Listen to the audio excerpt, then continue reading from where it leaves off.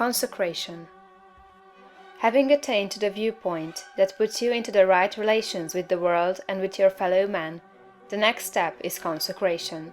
And consecration in its true sense simply means obedience to the soul.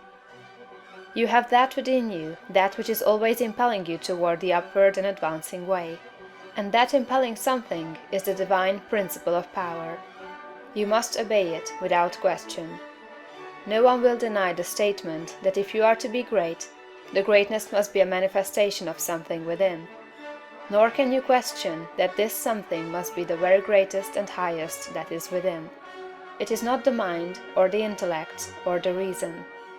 You cannot be great if you go no farther back for principle than to your reasoning power. Reason knows neither principle nor morality. Your reason is like a lawyer, in that it will argue for either side. The intellect of a thief will plan robbery and murder as readily as the intellect of a saint will plan a great philanthropy. Intellect helps us to see the best means and manner of doing the right thing, but intellect never shows us the right thing. Intellect and reason serve the selfish man for his selfish ends as readily as they serve the unselfish man for his unselfish ends. Use intellect and reason without regard to principle, and you may become known as a very able person, but you will never become known as a person whose life shows the power of real greatness. There is too much training of the intellect and reasoning powers, and too little training in obedience to the soul. This is the only thing that can be wrong with your personal attitude, when it fails to be one of obedience to the principle of power. By going back to your own center, you can always find the pure idea of right for every relationship. To be great and to have power, it is only necessary to conform your life to the pure idea as you find it in the great within. Every compromise on this point is made at the expense of a loss of power. This you must remember. There are many ideas in your mind that you have outgrown, and which, from force of habit, you still permit to dictate the actions of your life. Cease all this. Abandon everything you have outgrown.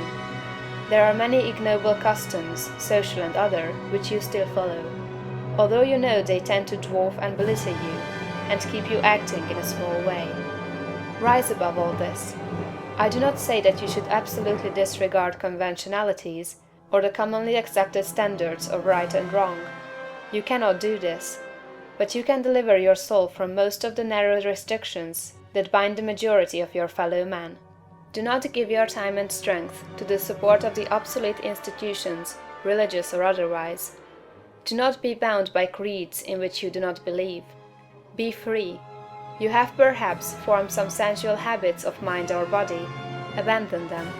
You still indulge in distrustful fears that things will go wrong, or that people will betray you or mistreat you. Get above all of them. You still act selfishly in many ways and on many occasions. Cease to do so. Abandon all these, and in place of them, put the best actions you can form a conception of in your mind. If you desire to advance, and you are not doing so, remember that it can be only because your thought is better than your practice. You must do as well as you think. Let your thoughts be ruled by principle, and then live up to your thoughts. Let your attitude in business, in politics, in neighborhood affairs, and in your own home be the expression of the best thoughts you can think. Let your manner toward all men and women, great and small, and especially to your own family circle, always be the most kindly, gracious, and courteous you can picture in your imagination. Remember your viewpoint. You are a god in the company of gods, and must conduct yourself accordingly. The steps to complete consecration are few and simple. You cannot be ruled from below if you are to be great. You must rule from above. Therefore, you cannot be governed by physical impulses. You must bring your body into subjection to the mind. But your mind, without principle, may lead you into selfishness and immoral ways. You must put the mind into subjection to the soul, and your soul is limited by the boundaries of your knowledge. You must put it into subjection to that our soul which needs no searching of the understanding, but before whose eye all things are spread. That constitutes consecration. Say, I surrender my body to be ruled by my mind. I surrender my mind to be governed by my soul, and I surrender my soul to the guidance of God. Make this consecration complete and thorough, and you have taken the second great step in the way of greatness and power.